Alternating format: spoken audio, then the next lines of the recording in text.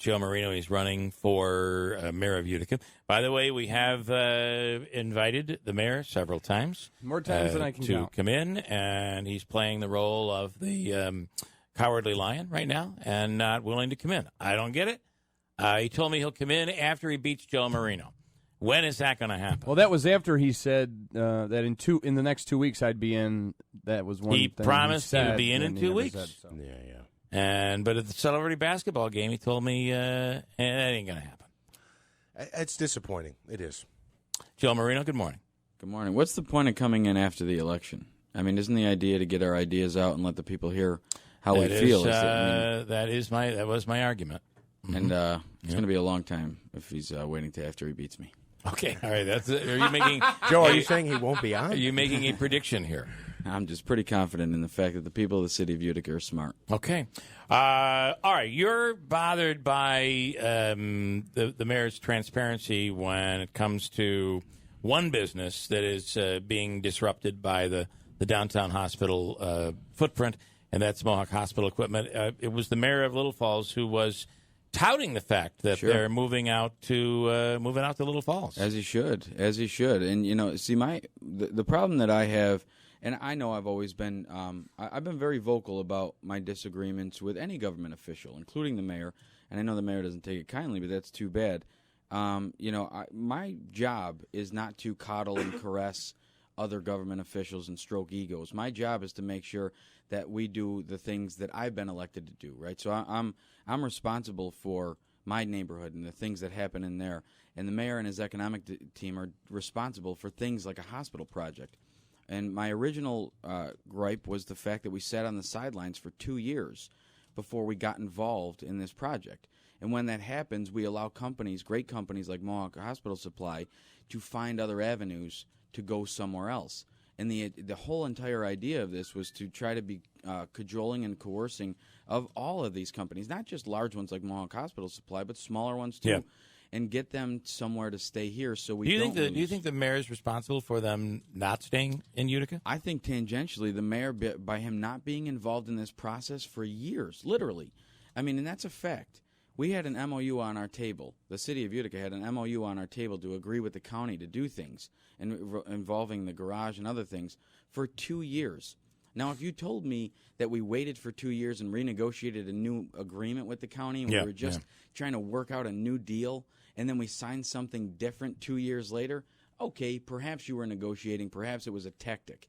We didn't. We waited for 2 years. I believe it's because the mayor wanted to see which way the political winds were going. He was involved in an election at the time he had it in front of him, and he didn't know whether or not he should support it publicly.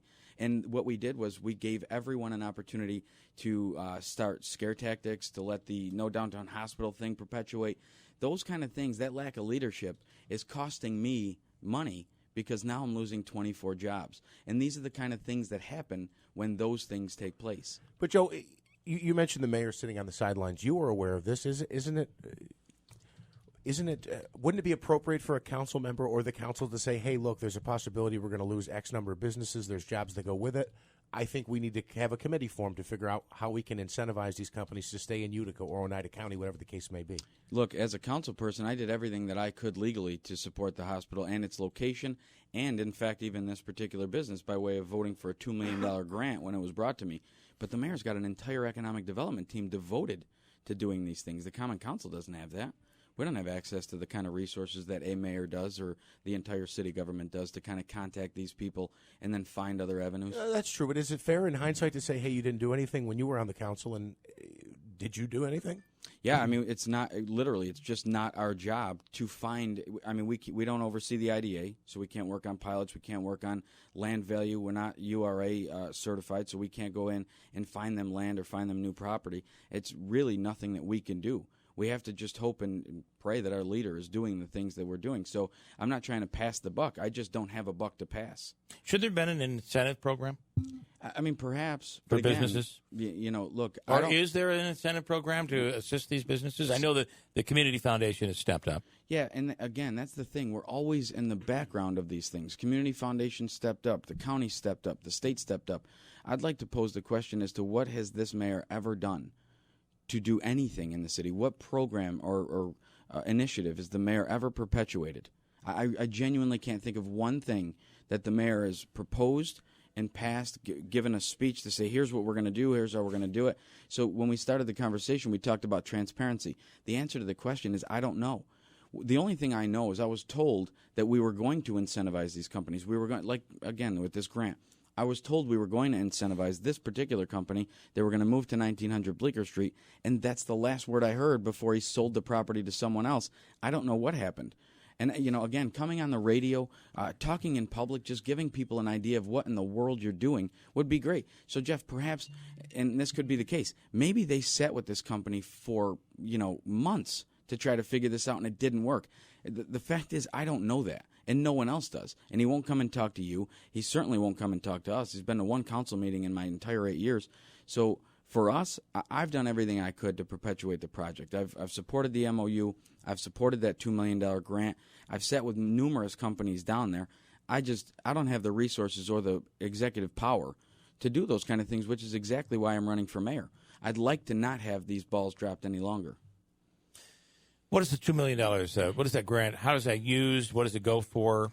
Yeah, at the time it was brought in. There's a $2 million NYSERDA grant, and it's Restore New York grant. Okay. And what it could be used for is dilapidated properties, to reinvest in them and get other people to move into those things. So it's actually perfect for what Mohawk Hospital Supply was going to do. So when we came in, the word that was given to us by Brian Thomas was, look, we need this grant. Now, initially, I like when we apply for 7-8 grants at a time. I want to put a lot of eggs in a lot of baskets. The mayor brought down one grant for one property, and I said, look, it's not a great idea. I mean, I think you really should be doing a little bit more. But, given the circumstances, a hospital supply company staying in Utica, not leaving the footprint, it was a home run. Even me, right? I mean, you would think that, and I don't, but you would think that I just want to be critical all the time. I want to say that's a terrible idea. I would never. This was a home run. I supported it fully. I supported the mayor and his endeavor fully. I go in, we authorize the grant, we win the grant. Kudos, again, to the economic development team. We win the grant. The $2 million was supposed to repair the roof at Bleecker Street, the 1900 Bleecker Street property, and it was supposed to move that manufacturing facility over there. Again, I don't know what happened between the time we won the grant, the time that the economic development team told us it was going to be Mohawk Hospital Supply, to several months later, Bowers Company from downtown / Syracuse is buying it, and they're buying it for $400,000. So you're bragging about the fact that you stapled $2 million to a building and sold it for $400,000. I'd love that deal. Right. That is kind of ridiculous. I do have to. Yeah, and Jeff, I promise you, I'm not. It is almost ridiculous to think about it in that context. Yeah. But I mean, that's the thing that I don't think. Like when we talk about things that I say, that the mayor has done, firing Chief Brooks, the term limit debacle, those things I'm glad to be critical about. But now that I'm running for mayor and I'd like to do things differently, I'm going to be fact-checking the mayor on all the things that he says. You say you sold it for $400,000. I'm going to tell people what the actual deal was. You sold a briefcase with $2 million in it for $400,000. It's not as good as you think that it is. And that's what I mean. I when I knock on doors, I talk to people all the time. The thing is, we're getting extremely lucky with people like the Community Foundation, people like the Rob Esches of the world. We're getting extremely lucky. I cannot wait. My kids can't wait to keep getting lucky and have someone sit on the sidelines and cut ribbons and take credit. I need to actually be proactive in this city and perpetuate change and actually foster it, not just be there when it happens. All right.